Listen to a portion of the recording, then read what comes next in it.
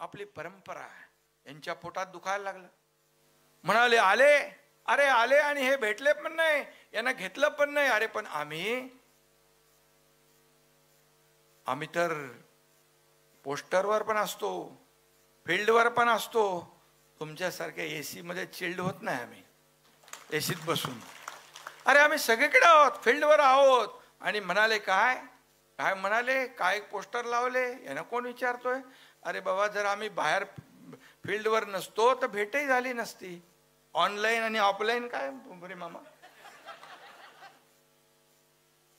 Online आणि offline असतो तर भेटलो असतो का? 2-2, 3-3 वेळा भेटलो, स्नेहभोजन झालं, सगळं झालं. फक्त त्यांना मी एकच सांगितलं, आमच्या इकडचे काही माणसं तुमच्याकडे येतात, लंडनला सारखी येतात, सारख्या फेऱ्या मारतात, जरा त्यांच्यावर लक्ष ठेवा.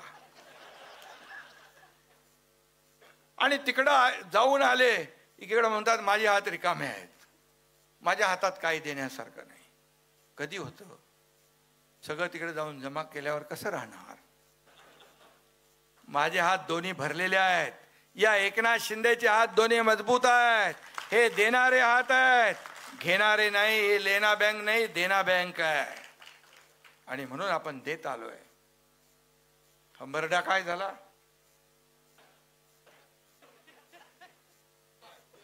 हंबरडा फोडणार. अरे 32,000 कोटी आम्ही दिले.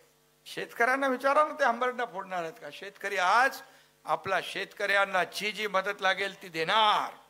राजकारण कुठं करताय? राजकारण करायला पण जागा आहे. या शेतकऱ्यांच्या डोळ्यात अश्रू पुसायच्या ऐवजी राजकारण करताय. हंबरडा फोडला कधी? 2022ला सगळं गेलं तेव्हा हंबरडा फोडला. सत्खुर्ची गेली तेव्हा हंबरडा फोडला. अरे सगळं गेलं, काय राहिलंय? आता मुंबई बाकी आहे. त्यासाठी आवाज थोडा बाकी ठेवा. मोठा हंबरडा फोडायचा आहे. आणि मी तुम्हाला विश्वासाने सांगतो, मुंबई ही आपली भारताची आर्थिक राजधानी आहे, महाराष्ट्राची राजधानी आहे. मुंबई शहरात 20-25 वर्ष यांनी सत्ता गाजवली. मुंबईला सोन्याची अंडी देणारी कोंबडी म्हणून पाहिलं. खड्डे रस्त्यात, खड्डे खड्ड्यात रस्ते. पण या एकनाथ शिंदे मुख्यमंत्री झाल्याबरोबर मुंबईतले सगळे रस्ते कॉन्क्रीटचे करण्याचा निर्णय घेतला. बाळासाहेब ठाकरे आपला दवाखाना मोहल्ल्यात गल्ली गल्लीमध्ये केला. किती कामं केली तुम्हाला मुंबईची कामं.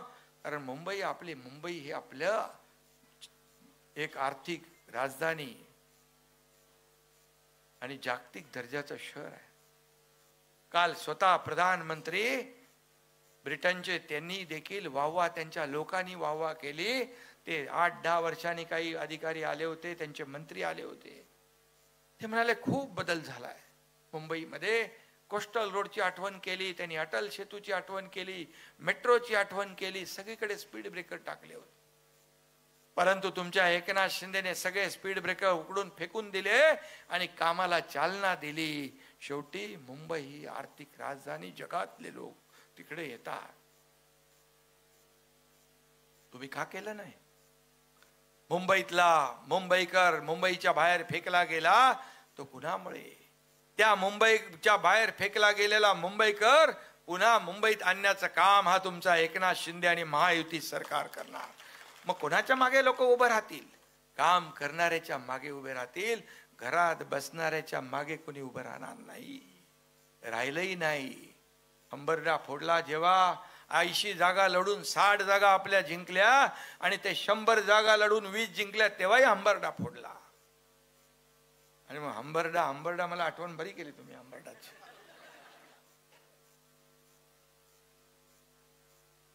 शेतकऱ्यांच्या बद्दल जाणीव असली पाहिजे, त्यांच्या वेदना समजून घेतल्या पाहिजे, त्यांच्या वेदनांवर फुंकर घातली पाहिजे, त्यांच्या डोळ्यातले अश्रू पुसण्याचं दानत दाखवली पाहिजे. ती आम्ही दाखवली आहे. काही लोकांना वाटलं आता खूप मोठं ओढाताण आहे, लाडकी बहीण योजना, ही योजना, ती योजना, त्यामुळे शेतकऱ्यांना काय देणार आहे? परंतु एकच आहे, शेतकऱ्यांच्या ताई एक मिनिट, शेतकऱ्यांच्या योजना ज्या आहेत त्या योजना आपल्याला बंद करायच्या नाहीत. लाडकी बहीण योजना आलाय. ओके ओके चला ठीक आहे. मला भीती वाटली का हप्ता आला नाही का काय सांग.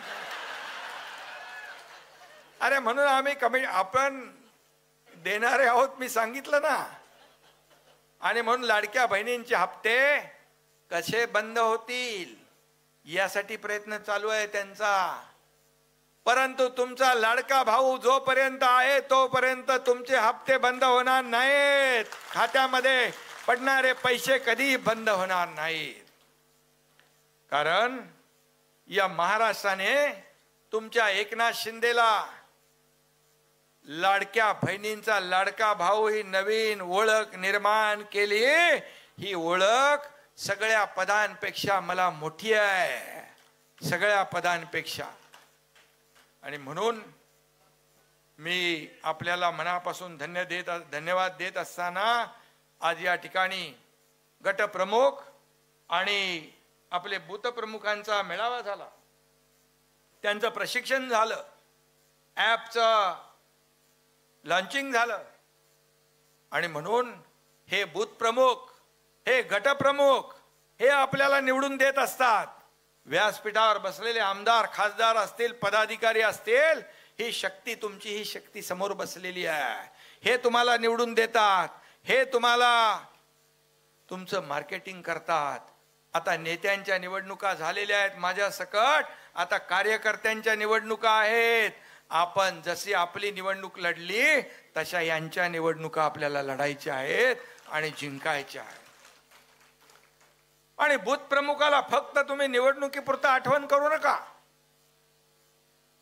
निवडणुका आल्या की बूथ प्रमुख आणि गट प्रमुखाला बोलवता तेव्हा तो तुमचा आवडता असतो, नंतर निवडणूक झाल्यावर नावडता होतो.